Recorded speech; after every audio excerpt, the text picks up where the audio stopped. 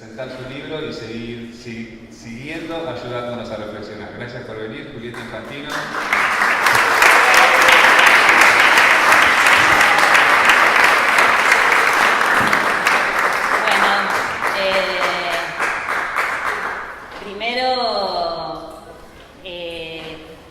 Gracias, estoy muy emocionada por este momento. Mi hijo en primera fila, ¿no? Estoy muy emocionada, es un trabajo de muy largo aliento para los que no me conocen. Yo empecé a trabajar con las artes del circo cuando había comenzado mi carrera de antropología. Primero me acerqué al circo más desde lo artístico. Ahí en los comienzos hice algo de circo, hice malabares un tiempo, he llegado a trabajar con eso, viajé un poco a Europa, estoy hablando 98, 97, por ahí. Y en 1999, ya a mitad de mi carrera de antropología, encontré que ese mundo al que yo me había acercado medio intuitivamente y desde la práctica, nadie lo había investigado. No había nada escrito sobre el tema y era un mundo que estaba creciendo. Y me acerqué desde ese lugar. La verdad que estar presentando hoy el producto de todo ese trabajo, que es este libro, y tener el privilegio de que haya salido publicado por el Instituto Nacional del Teatro y que se distribuya gratuitamente en el país, bueno, es algo que realmente me pone un poco la piel de gallina. Y me parecía, bueno, lo que les voy a contar hoy es un recorte intentando pasar por un poco lo que fui desarrollando en los capítulos, y me parecía importante empezar, por un lado, con una cita de Alicia Martín, que fue la directora de mi investigación, que tuve el privilegio de que haga el prólogo del libro. Y en el prólogo ella plantea que esta es una investigación que, si bien presenta un análisis complejo, trascendiendo la descripción, la sucesión anecdótica o el inventario, y que, si bien el enfoque no es histórico, sí historizo los últimos 30 años del desarrollo de las artes circenses. Y esto me gustaba cruzarlo con una cita que está en las conclusiones del libro de Ernesto de Martín, un antropólogo, que decía hace tiempo ya: el pasado permanece mudo hasta que es elegido en relación con un problema del presente. Esta es un recorrido, una historización, la historización que yo pude hacer de un caso al que tuve la suerte de seguir durante mucho tiempo. Tuve la suerte de seguirlo y de apasionarme con ese caso, y es el recorte, tratando de que sea lo más amplio posible, pero es un recorte desde un lugar de mirada y desde intereses particulares y posicionamientos políticos, ideológicos, teóricos, etcétera, etcétera. Es un recorte también que cuando armaba hoy la presentación, pensando en el vínculo con las jornadas de hoy, es un recorte en el que quizás alguna parte de mi investigación que sí desarrollé, más vinculada a arte y transformación social, quedó más afuera, porque es la siguiente investigación, la que estoy desarrollando en este momento. Piensen que el libro fue terminado de escribir, en realidad es una reelaboración de la tesis de doctorado que defendí en 2012, principios de 2012, y fue terminado de escribir en 2011. Después yo hice una reelaboración, lo convertí de tesis a libro, y esta versión fue presentada en 2012. Después hay algunas acotaciones al final, en 2013, pero bueno, en estos últimos años pasaron bastantes cosas, y esto es lo lindo de estar investigando algo que está sucediendo, y el crecimiento es tan grande que entonces hay ciertas cosas que quizás parecen, uy, pasó mucho tiempo y muchas cosas. Bien, les cuento un poquito cómo organicé el libro y sobre todo cuáles fueron mis preguntas de investigación. Yo me pregunté en este libro cómo se dio el proceso por el cual el circo, un arte que históricamente en nuestro país había sido desvalorizado, considerado como arte menor, en el sentido de arte popular, desde un sentido peyorativo, cómo comenzó a ocupar espacios legitimados de cultura. Espacios legitimados de cultura que antes eran exclusivos para la llamada alta cultura, si se quiere. ¿Qué disputas se desataron en este proceso? ¿Y qué conflictos se desencadenaron al interior del campo artístico para definir los estilos legítimos en estos tiempos de cambio?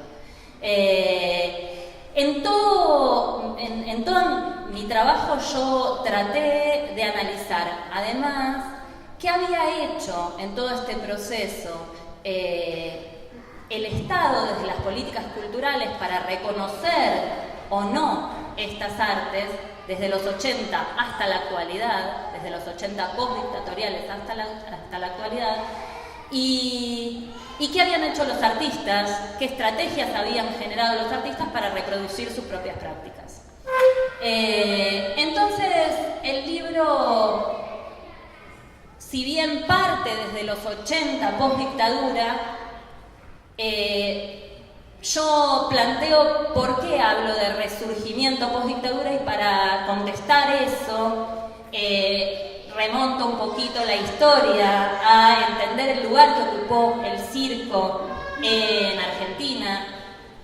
Y esto tiene que ver con pensar un arte que en algún momento tuvo esas épocas de gloria del circo criollo, allá por fines del siglo XIX, cuando este arte, en una característica particular, que era el circo criollo de primera y segunda parte, primera parte de destrezas circenses y segunda parte de drama gauchesco, para decirlo rápidamente, ¿no? Esta modalidad escénica tuvo un momento de reconocimiento, pero después de una pequeña coyuntura volvió a ocupar un espacio de desvalorización.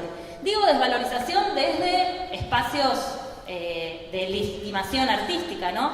Estas artes siguieron recorriendo los pueblos y tuvieron muchísima popularidad hasta entradas las décadas del 60 y 70, que básicamente el circo vivió, como en la Argentina, como en muchas partes del mundo, ciertas complejidades, y esas empresas enormes de circos de 1.500 butacas empezaron a sufrir crecimiento de la televisión, crecimiento de las ciudades, crecimiento de otras ofertas, y entonces empezaron a sufrir muchísimas complicaciones económicas centralmente, y eso repercutió en la calidad de los espectáculos y en la cantidad de circos. Y ese es un poco el escenario en el que empiezo a analizar y a estudiar ese resurgimiento después de la última dictadura militar. Igual acá me gustaba compartir unas fotos de los hermanos Videla haciendo Juan Moreira. Después vamos a hablar de ellos y tengo el privilegio de tener a uno de ellos acá.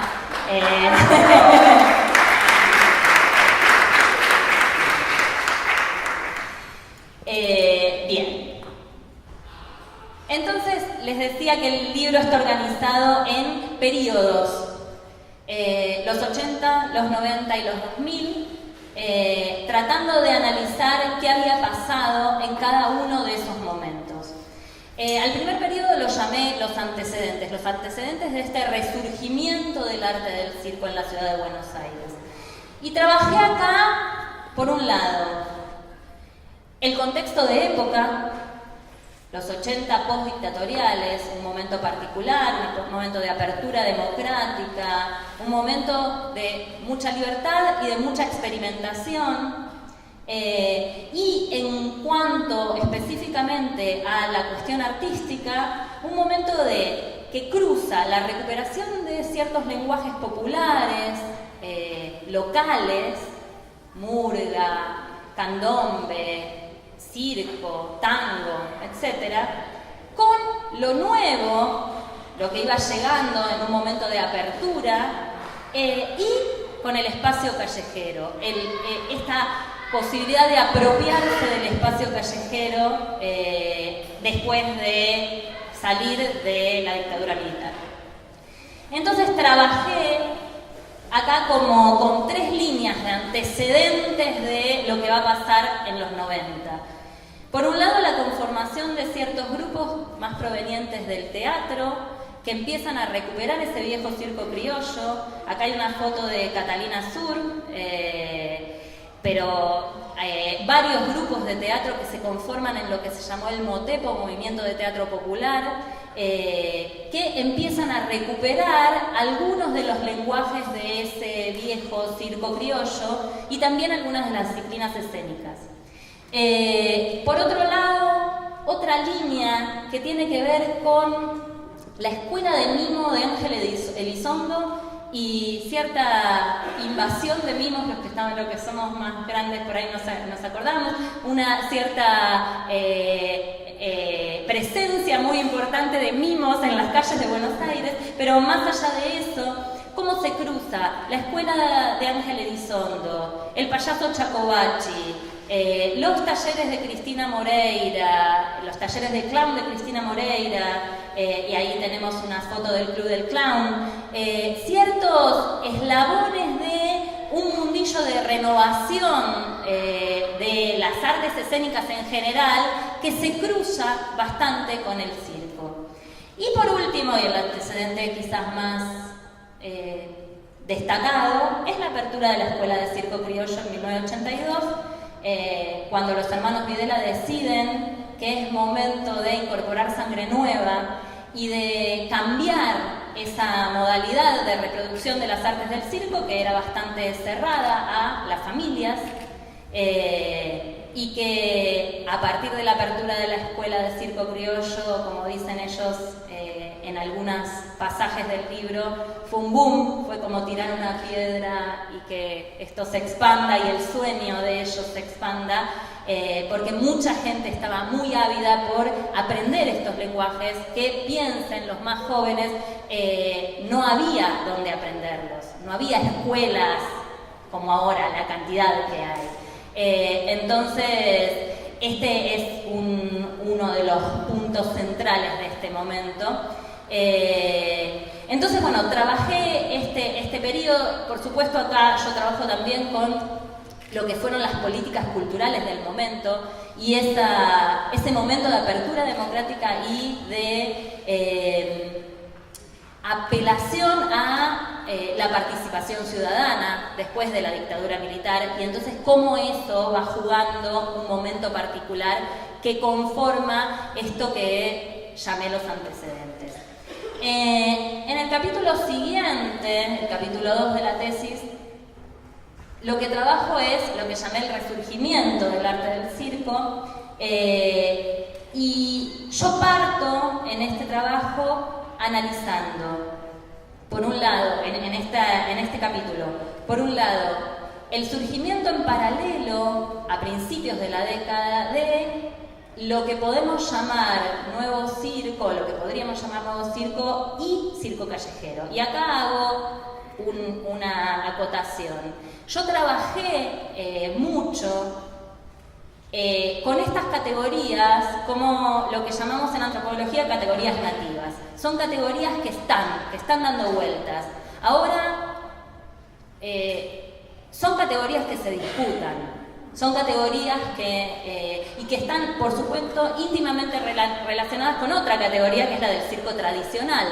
Estas categorías no son formas de definir estancamente a las artes, sino más bien categorías que están constantemente disputadas. Y a mí lo que me interesó ver era cómo esas categorías se ponían en disputa, justamente, mediante la renovación, mediante la innovación, mediante buscar más en la tradición o menos, pero cómo estaban disputándose. Bien, entonces, en un principio yo les decía que trabajé este periodo con el surgimiento de dos de estos estilos. La década de 1990 comienza con el armado de una compañía que después devino en un espectáculo, La Troupe, en 1991, un proyecto, ahí ven las caras jóvenes de los integrantes, algunos los reconocen, está Jacobacci, está Hodgman, está Nani Coborno, Marianita Sánchez y muchos más, que después se van a conformar en referentes del circo en todo este proceso. Este espectáculo fue una compañía que llegó a hacer algunas presentaciones y que después cada uno de sus integrantes continuó con líneas quizás divergentes, pero que marca el inicio de esta década. Igualmente, si bien después Gerardo Hodgman en 1994 abre la escuela La Arena, lo que podríamos considerar discutidamente estilo de nuevo circo, yo planteo que va a tener más intensidad y mayor crecimiento en el periodo siguiente, en los años 2000. En este periodo lo que tiene más, que se destaca, es el circo callejero. Entonces trabajé con algunos referentes de la época, los malabaristas del Apocalipsis, el payaso Jacobacci, la primera convención de circo, la influencia de la escuela de circo criollo en la recreación de esta modalidad de trabajo de circo callejero, y trabajé con el contexto de época, los 90, neoliberales. Ahí desarrollé básicamente desde historias de vida, sobre todo trabajé con la historia del payaso Tomate y trabajé la definición de los artistas como trabajadores culturales, esa búsqueda en un contexto donde las ofertas laborales para los jóvenes eran muy limitadas y muy precarias, la búsqueda de alternativas de trabajo y de vida, y cómo esa modalidad de arte y una modalidad laboral se va definiendo desde la autonomía, desde la autogestión, desde un discurso muy importante de intencionalidad de democratización de las artes en el espacio público, en espectáculos callejeros a la gorra. Entonces trabajé el contexto de época desde ese lugar. Y también, siempre recordando que mi interés era ver las políticas, analicé las políticas altamente represivas a las que muchos de estos jóvenes artistas se enfrentaban, porque piensen que a principios de los 90 actuar en un espacio callejero implicaba que la policía te lleve preso, porque todavía estaban los edictos policiales vigentes, entonces te podían detener por ejemplo, desfiguración de rostro por el maquillaje, etcétera, etcétera, cosas que por ahí nos parecen impensadas en este momento y no pasaron hace tanto. Entonces trabajé la característica de las políticas centralmente más vinculadas a lo represivo. Bien. En el siguiente periodo, la legitimación, ¿sí?, que lo podemos poner entre comillas y lo podemos discutir, yo trabajé, por un lado, cómo después de la crisis de 2001 se generan dos respuestas en simultáneo a la crisis. Por un lado, una importante migración, aunque esto había empezado desde los 90, pero una importante migración estacionaria, las temporadas irse a trabajar a Europa, ¿sí?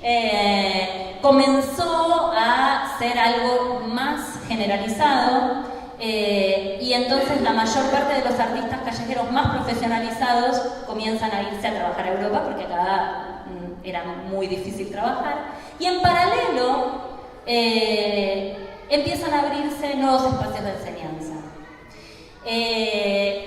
Y esto lo trabajé desde visualizar un poco las nuevas escuelas que empiezan a aparecer a partir de los 2000. Acá hay algunas de ellas y siempre hay recortes y uno piensa, y por ahí me olvidé de alguna, pero bueno, están ahí la mayoría, porque no eran tantas las que empezaron a aparecer. Piensen que en los 90 los lugares de enseñanza, que están trabajados en la tesis, ¿no? En el trabajo, los lugares de enseñanza eran 4 o 5. En los 2000 empiezan a aparecer más.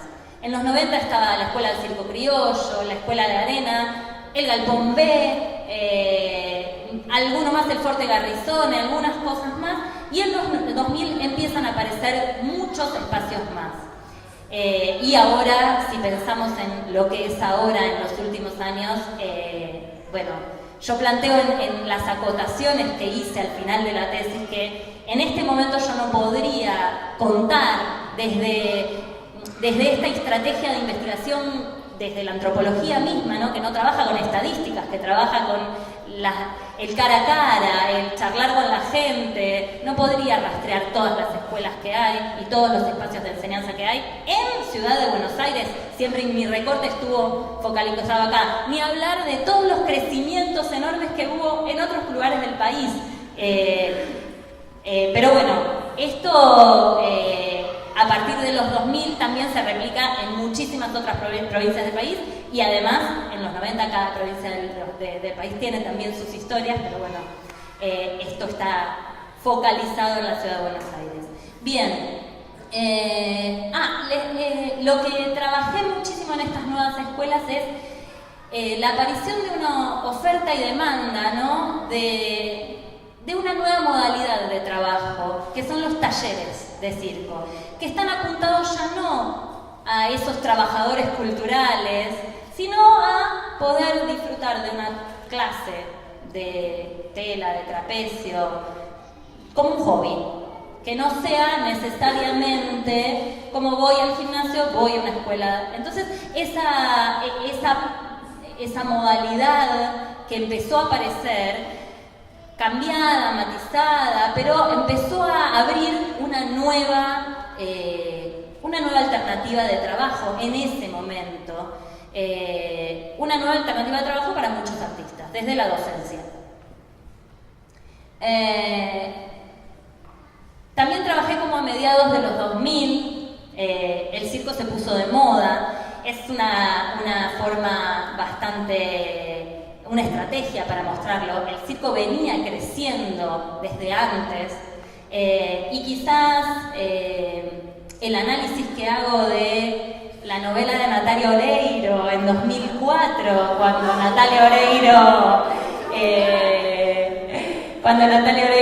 hizo una novela, para los que por ahí no lo tienen en la cabeza, hizo una novela donde hacía de trapecista y de telista, que no tuvo mucho éxito, pero que en el ámbito del circo tuvo sus repercusiones. Lo que hizo esta novela en definitiva fue mostrar algo que venía sucediendo, que era la ampliación de circuitos de circulación de estas artes. Pensemos que hasta los años 90 la circulación de estas artes venía dándose más que nada en el espacio callejero y a fines de los 90 empiezan los eventos, pero esto lo amplió un poco más. También trabajé acá, les decía, la consolidación o la apertura más grande de esto que podemos discutir, si es nuevo circo, pero estas nuevas propuestas que son pensadas para sala, y acá les pongo unas fotos, acá les pongo unas fotos, porque si no puedo hablar, el espectáculo Sanos y Salvos de Gerardo Hochman, que se estrena en 2006, y Circo Negro, que en 2006 también estrena un espectáculo, Mamushka, como ejemplos de lo que empieza a ser una característica en la segunda mitad de los años 2000, que es la definición de nuevos modelos de espectáculo que empiezan a acceder más a espacios más legitimados de arte. Entonces, si bien, por ejemplo, las producciones de Gerardo Hochman venían accediendo, por ejemplo, al Centro Cultural San Martín, desde 98, podemos pensarlo, lo que empieza a cambiar es que hay un mayor acceso y una ampliación a otros espacios, ¿sí? Y eso es lo que, por eso digo, la legitimación la podemos pensar en estos términos y después podemos discutir si hay una legitimación actual del circo o no, pero este proceso de mayor legitimación se inicia acá. Bien. En el capítulo 4 lo que trabajé fue cómo después de todo este proceso lo que se dan son disputas por la definición de la práctica artística en tiempos de cambio.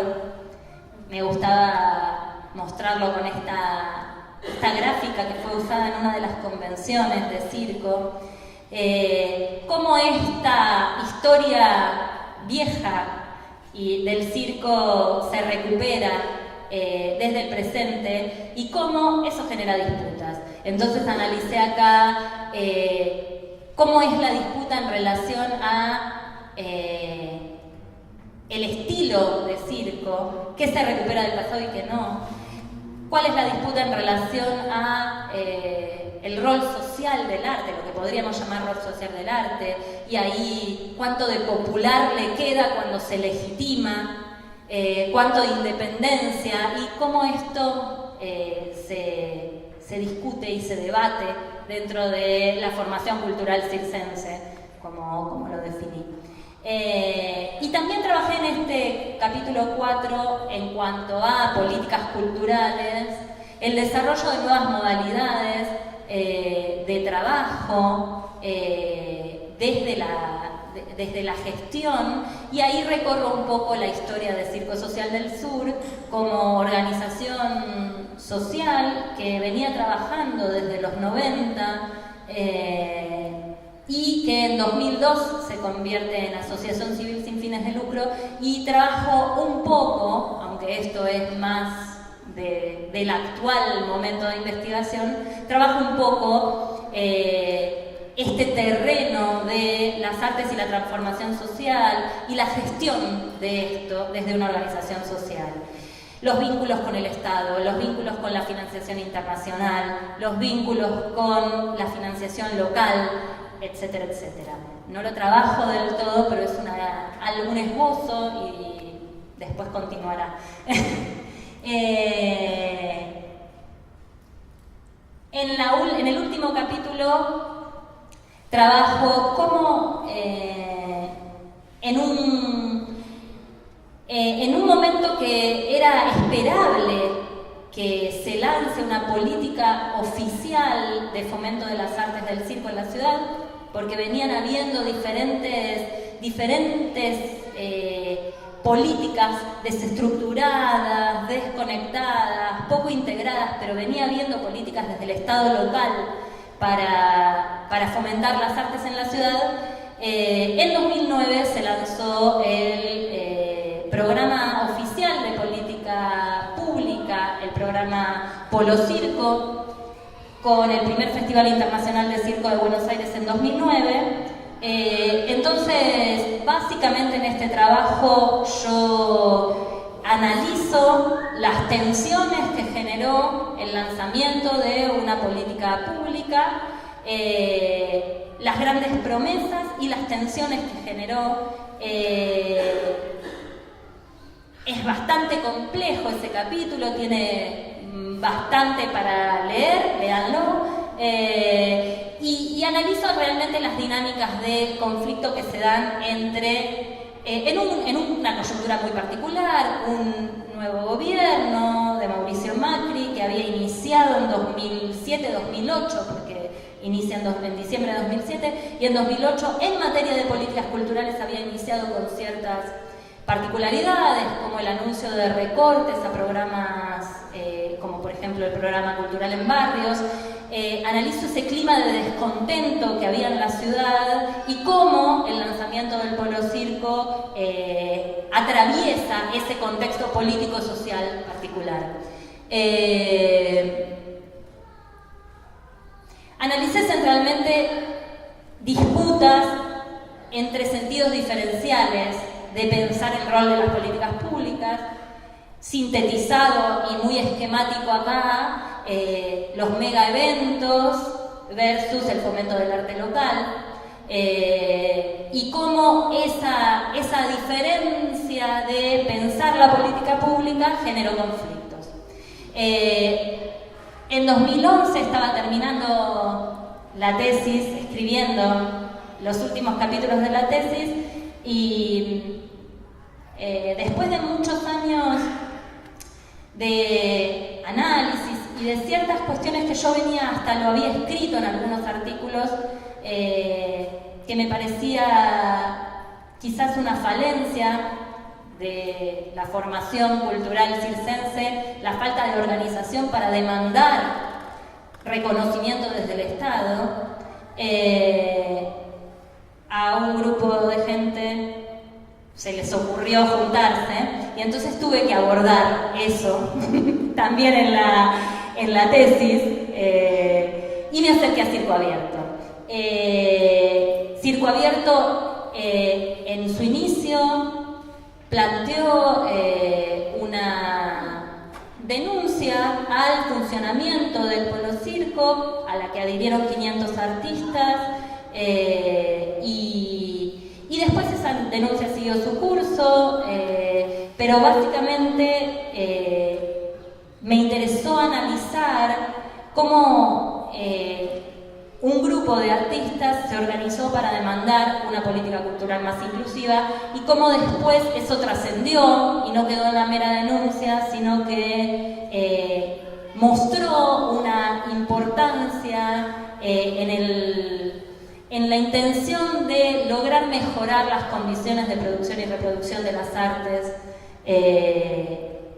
locales, ¿no? De cómo las artes se desarrollaban. Entonces analicé los inicios de la conformación de Circo Abierto, la continuidad del Festival Internacional en el segundo y el tercer festival, y hasta ahí llegué,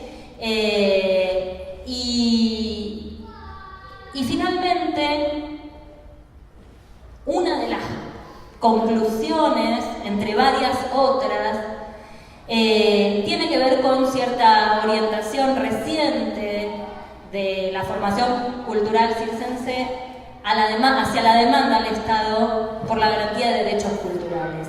Y me parece que esto muestra un cambio de época.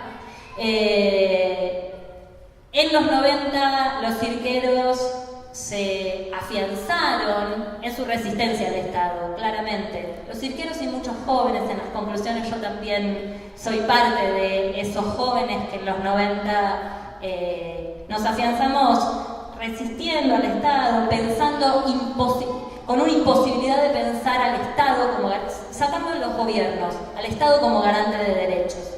Y me parece que algo del nuevo contexto nos posibilita pensar en un Estado que puede y debe garantizar derechos, incluso los derechos culturales que siempre son pensados como derechos de segunda.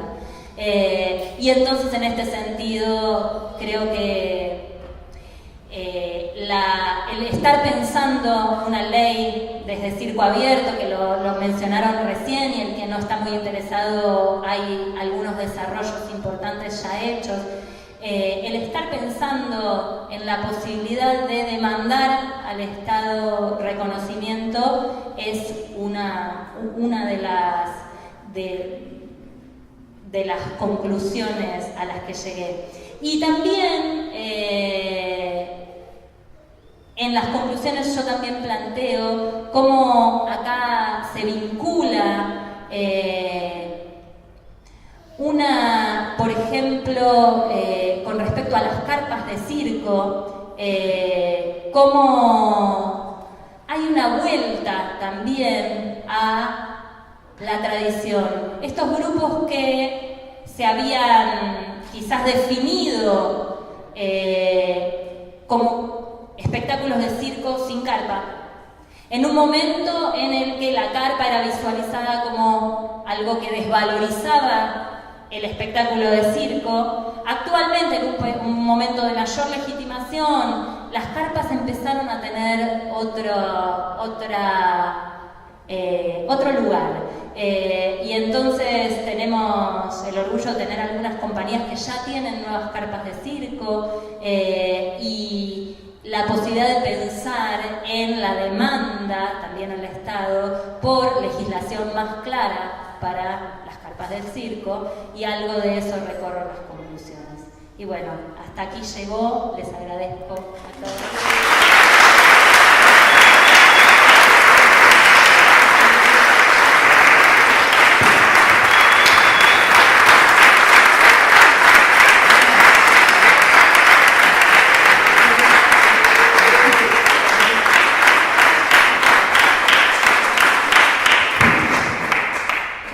¿Quedó claro dónde pueden buscar el libro? Sí. Bien, no quedó claro. El libro, ahí tienen pegada la dirección. El libro se puede ir a buscar. Es una edición limitada de 2.000 ejemplares. Limitada, digo, es un montón, 2.000 ejemplares, pero para ser de distribución gratuita es limitada porque se agotan. Y se distribuye, el Instituto Nacional del Teatro los distribuye en sus representaciones que están ahí pegadas en las direcciones en todo el país. En Buenos Aires se reparte en Capital, en Avenida Santa Fe 1877, primero K, de lunes a jueves de 10 a 16 horas, 1877, primero K.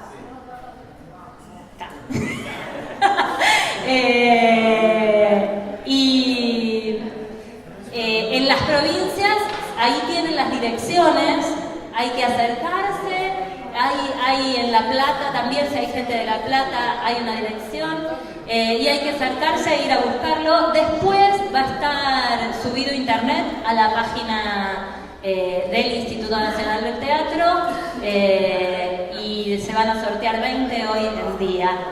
Así que